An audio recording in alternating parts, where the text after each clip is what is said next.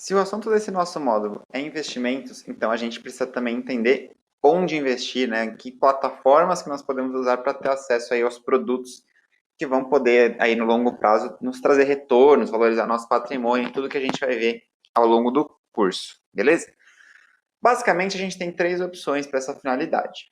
Ou investir pelos bancos tradicionais, ou usar os bancos digitais, que não são todos que oferecem esse serviço, ou que vocês vão ver que é o mais recomendado, usar uma corretora. Né? Ah, mas o que é corretora? O que é banco? Calma, a gente vai falar sobre isso nesta aula.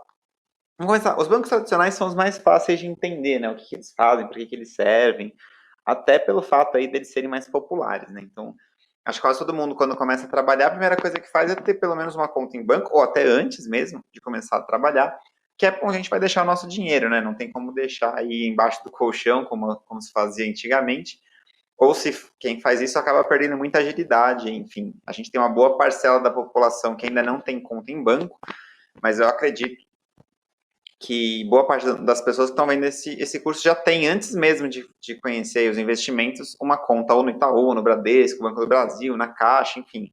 Qualquer um desses bancões que a gente chama, né?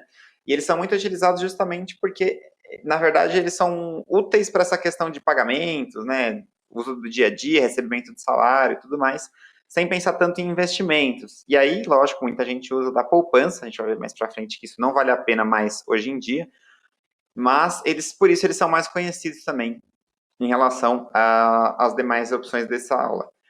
Vale lembrar que, apesar de não ser o foco deles, também é possível investir, né? Você consegue ter acesso aí a produtos, a fundos de investimento e tudo mais pelos bancos tradicionais, mas isso também traz alguns pontos negativos, assim, que a gente daqui a pouco vai conversar. Antes, vamos falar também dos bancos digitais. Eu trouxe aqui exemplos de três que são bem populares, né? O Nubank, o Banco Inter, principalmente, assim como o Next, que basicamente são aquelas fintechs, né? Então, são bancos também que você pode deixar seu dinheiro, você vai conseguir pagar conta, transferir, cartão, todos esses recursos que os bancos têm. Só que eles eliminam a agência física, né? Então, eles são bancos digitais, você faz tudo online, você tem atendimento online, enfim. O lado bom é que, nesse sentido, eles conseguem reduzir os custos e as taxas que eles praticam no seu dia a dia, né? Então, por exemplo, você consegue ter cartão de crédito sem tarifa, ao contrário do que normalmente acontece nos grandes bancos, a menos que você seja um cliente antigo, tenha condições específicas e tudo mais. Por outro lado, para quem curte aquele atendimento presencial, aquele tete a tete, esse é uma limitação, essa é uma limitação dos bancos digitais, na medida que sem agência física você tem que resolver aí tudo online, enfim. Há um ponto negativo aqui que as pessoas ainda têm um pouco de insegurança por conta dessa questão online, né? Ah, mas eu posso deixar meu dinheiro no Nubank, posso deixar meu dinheiro no Banco Inter? Essa insegurança não costuma acontecer com os bancões, tá? Que são esses daqui. Vale lembrar que, assim, existem outros tipos de bancos que são de menor porte, que não são tão grandes quanto esses três aqui que estão listados, ou como Santander, enfim, quais mais você quiser adicionar. E isso também vai aumentando um pouco o risco, da mesma forma que bancos digitais saindo desses três mais populares e indo para outros, existem mais opções bem conhecidas também, mas que eu não trouxe aqui, e existem também aquelas fintechs que estão realmente começando. Então, assim, o risco também acompanha o tamanho do banco. Quanto mais estruturado, menor o risco aí de uma quebra que eventualmente leve seu dinheiro junto. Ok? Por fim, a gente tem as corretoras, que nada mais são do que plataformas para investimentos, tá? Então, ao contrário dos bancos, as corretoras elas não são feitas para você basicamente deixar seu dinheiro e pagar contas. Você pode deixar dinheiro numa corretora e depois sacar para um outro banco e fazer? Pode, mas não é mais recomendado, tá?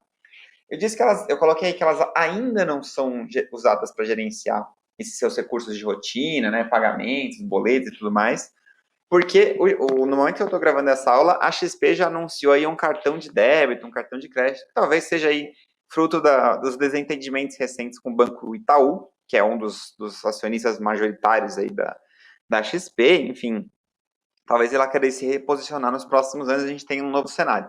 Mas, no geral, o que as corretoras fazem são centralizar investimentos para a gente poder usar. Então, elas são ferramentas focadas em investimentos. É por isso que eu recomendo que você faça os investimentos por elas e não pelos bancos tradicionais. Só que eu dizer isso, você vai talvez ficar em dúvida. Pô, mas por quê? Só porque elas são especializadas? Não, existem vantagens técnicas de investir via corretoras, que a gente vai ver agora nesses próximos slides. Primeiro ponto que a gente tem que comparar, e aqui eu vou fazer só um parênteses, eu vou tentar trazer sempre os bancos digitais junto com os bancos, porque eles têm aí um foco maior de dia a dia, de rotina, e não tanto de investimentos. E as limitações, de um modo geral, são semelhantes em relação aos corretores, tá?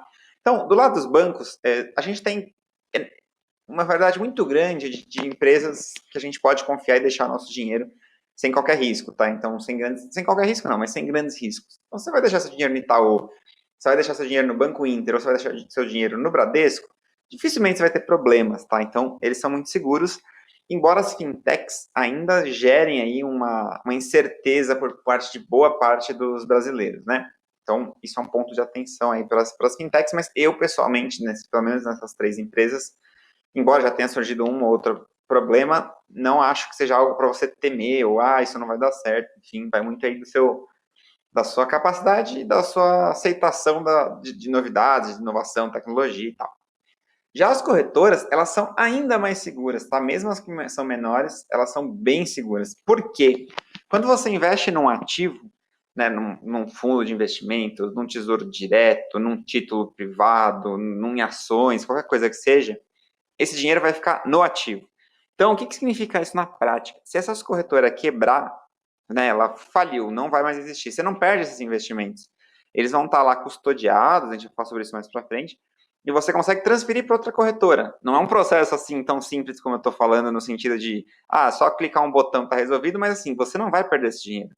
O único risco nas corretoras é aquele dinheiro que fica em conta corrente, né, que você não investiu. Então, se você tiver o hábito de sempre entrar lá e investir em qualquer uma das corretoras que você utilizar aí, elas são seguras, porque você não vai ficar com dinheiro nessa instituição financeira, você vai ficar com dinheiro nos produtos, e esse dinheiro dos produtos pode ser transferido aí sempre que necessário. Assim, de maneira geral, portanto, não vejo nenhuma grande vantagem em termos de segurança para os grandes bancos digitais e para as grandes corretoras. Conforme você vai baixando aí o nível, vamos dizer assim, dessas instituições financeiras, os riscos vão aumentando também, tá? Mas aí você tem muitas opções seguras, eu não vejo aí nenhum problema para nenhum dos dois lados. Já quando a gente começa a falar de produtos, as corretoras ganham já um destaque mais interessante, tá? O que acontece? Os bancos e também os bancos digitais, eles vão focar em oferecer os seus produtos. Então, você vai entrar lá na área de investimentos do Itaú, o foco que vai estar mais evidente para você investir vai ser o CDB do Itaú, o fundo de investimento do Itaú, outros produtos do Itaú, enfim, eles vão focar nisso. E isso vale também para os grandes bancos, tá? As corretoras, elas são meio que um mercadão de investimentos.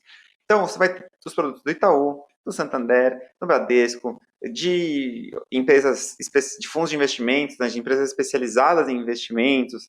Então, você vai lá para um fundo da Alaska Black, vai ter em corretora, talvez você não tenha no seu grande banco. Enfim, aqui você vai ter uma variedade muito maior para montar a sua carteira do que nos bancos. Além disso, em termos de qualidade também, as corretoras costumam ter aí opções de maior qualidade do que os bancos, já que os bancos também não têm isso como chave, né? As corretoras, elas sabem que se o cliente perder dinheiro, ela vai aí perder o cliente, né? Porque ele está lá só para investir. Os bancos, eles têm os investimentos como um serviço complementar. E aí a gente entra nos atendimentos também.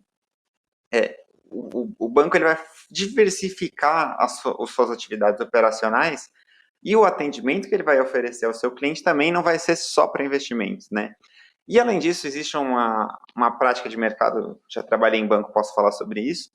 Muitas vezes as metas dos funcionários dos bancos, elas não estão atreladas ao crescimento patrimonial do cliente. Elas estão atreladas a produtos. Então, eu preciso de X milhões investido em tal produto, né? Enfim. Então, existe uma possibilidade do conflito de interesse, né? De ser uma recomendação aí de investimento voltada para o que o banco quer e não por necessariamente o que o cliente tem que ter. Isso é um negócio muito grave, muito complicado.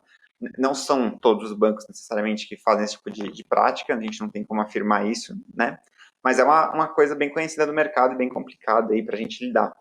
Nas corretoras, como eu falei, o serviço é o investimento. Então, assim, mesmo eles, os colaboradores, né, os atendentes, eles também vão ter as suas metas e muito provavelmente também têm interesses em divulgar certos produtos. Mas se os produtos são ruins, o cliente vai embora depois, entende? Então, existe aí uma necessidade da corretora de oferecer serviços melhores. Então, você vai ter relatórios melhores, oportunidades melhores e até um atendimento de maior excelência, principalmente com maior quantidade de dinheiro investido. E aí isso vale para os dois, né? Os bancos também oferecem um serviço mais personalizado aí para o grande investidor do que para o pequeno investidor, mas nas corretoras, mesmo com pouco dinheiro, você já consegue aí ter um assessor, tirar dúvidas, enfim, de maneira muito melhor do que nos bancos. Por fim, a gente tem os custos. Assim, não é segredo que nenhuma empresa financeira isentará 100% de custos, porque elas precisam disso, né? Elas precisam de dinheiro aí para funcionar. Mas já entre bancos e bancos digitais, você já tem uma vantagem para os bancos digitais, né? Eles têm custos menores, às vezes eles nem têm custos para as atividades que você vai executar, então Nubank, Banco Inter, você consegue ter cartão sem taxa, você consegue ter conta corrente sem taxa, enfim. No caso do Banco Inter, se você tiver conta PJ, você consegue até emitir boleto sem taxa. Tudo isso nos bancos tem taxas muito altas, né? Então, em termos de custo, o banco vai perder sempre. O banco vai perder para todo mundo, o banco tradicional. E as corretoras, elas também têm suas taxas, né? Porque elas precisam disso também para gerar receitas e tudo mais. Só que muitos dos produtos não são cobrados, né? Então hoje você consegue investir em títulos do Tesouro Direto, você consegue investir em algumas ações, em algumas corretoras com baixas taxas. O fato é, as corretoras vencem em taxas quase que sempre os grandes bancos, tá? Só que entre as corretoras existem umas que oferecem produtos mais baratos do que outros. Vou dar um exemplo. A Clear, hoje, no momento que esse vídeo está sendo gravado, não sei se a realidade se mantém quando você assistir, a Clear isenta para ações. Então, você só vai pagar as taxas lá da Bolsa de Valores. Você não vai pagar nada de taxa de corretagem para a Clear. Na XP, essa taxa já existe. Então, tem que tomar sempre esse cuidado de olhar para cada tipo de serviço, cada tipo de produto e comparar. Mas assim, as corretoras vão cobrar menos que os bancos na maior parte das vezes. Então, a gente tem basicamente, para esses 4 itens que eu trouxe aqui, essa tabela aqui meio que resumindo um compilado do tudo que a gente conversou. Então, em termos de segurança, vocês vão ver que é um pouco parecido. Os bancos digitais já eram um pouco mais de segurança, mas se você usar esses mais populares, eu pessoalmente não vejo nenhuma restrição, nada que impeça ou que gere preocupação. Quando a gente passa para os produtos e para o atendimento, vocês vão ver que os bancos e os bancos digitais eles são muito parecidos. Então você vai ter aí um atendimento um pouquinho melhor por parte do banco por ter a opção do presencial, mas isso vai se refletir também em custos um pouco maiores. Então os custos dos bancos digitais eles meio que se balanceiam com o atendimento. Pensando em investimentos, as corretoras são sempre a melhor opção, né? Elas são tão seguras quanto os bancos, elas têm mais produtos do que os bancos, ela tem atendimento melhor e personalizado para você poder investir e ela tem custos menores. Então, assim, respondendo à pergunta central da nossa aula, quando usar cada um? Eu sugiro que você deixe os bancos para suas atividades de rotina, então deixa lá o dinheiro da sua reserva de emergência, deixa lá o dinheiro que você vai pagar suas contas do mês, e deixa as corretoras para os seus investimentos, né? Então, aquele dinheiro que você quer rentabilizar para o longo prazo, você vai investir. Talvez você esteja perguntando, pô, mas Stefano, o que você usa? Como que você se organiza? Não tem nenhum problema, posso falar aqui, só deixando claro que isso não é uma recomendação. Esse vídeo não é patrocinado, então é só realmente o que eu uso. Eu tenho conta no Itaú, para você fazer para minhas atividades de rotina, e no Nubank, além do Banco Inter também, o Banco Inter eu uso como PJ, o Nubank eu uso como PF, como pessoa física. Tá? E eu não invisto em nada desses 3 bancos. Os meus investimentos são feitos nas corretoras, tanto na XP quanto na Clear. A Clear por conta da isenção da taxa de corretagem para as ações, e os demais investimentos lá na XP, que na maioria deles também já está isento de qualquer tipo de custo. Então, vejam que você não precisa escolher um ou outro. Eu tenho tantos bancos como bancos digitais e tenho conta também em corretoras. Tem que usar de acordo com a finalidade, né? Então, para o dia a dia, foco nos bancos. Para investimentos, foco nas corretoras. Acho que foi bem tranquilo de entender essa aula, né? A partir de agora a gente vai começar a entrar em assuntos mais avançados em termos de investimentos, porque eu quero em breve trazer aqui para vocês análise dos ativos, né? Que é, beleza, vou usar uma corretora para investir, mas o que eu posso investir? Qual que é o ideal para mim? Só que ainda tem alguns assuntos aí para a gente conversar antes de entrar nos produtos, e é isso que a gente vai fazer nas próximas aulas.